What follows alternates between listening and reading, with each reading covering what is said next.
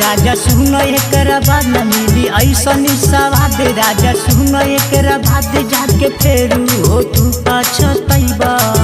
न मिली ऐसन सवाद राजा सुन एकरा बाद जाके फेरू हो तू पछतैबा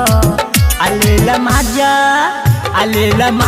ए राजा तबे बहरा तू जइबा लेला माजा ए राजा तबे बहरा तू जइबा बहरा तू जइबा लेला माजा म्यूजिक बाय AB गुप्ता। बहरा तू जइबा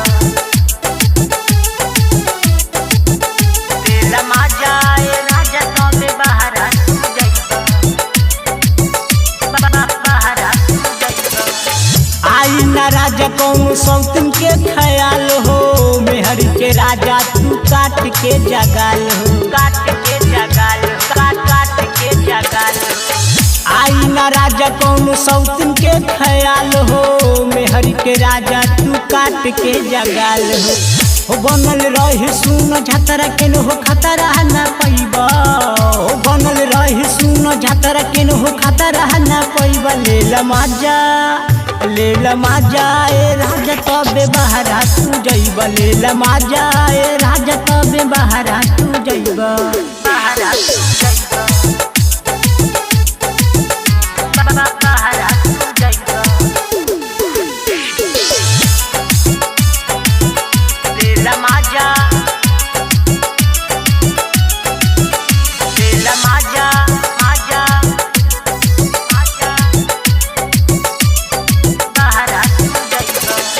सबके सिंहार कैसे करम होठे लाली हो तोहरा बिना राजा लागी से दिया थाली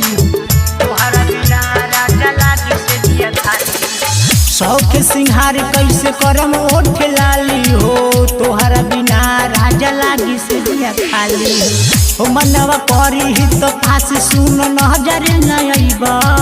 हो मनवा करी ही तो पास सुन नजर न अइबा लेला माजा ए राजा तबे बहरा तू जइबा लेला माजा ए राजा तबे बहरा तू जइबा बहरा तू जइबा बहरा music by AB Gupta. Recording by Mahakal studio Narkatiaganj. लेला माजा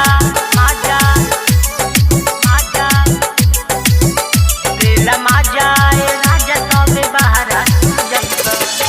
दूर जब रहबा ए दिल के सजनवा केकरा के देहब हम ऐसन खजानवा केकरा के देहब हम ऐसन खजानवा दूर जब रहबा ए मनी से सजनवा केकरा के देहब हम ऐसन खजानवा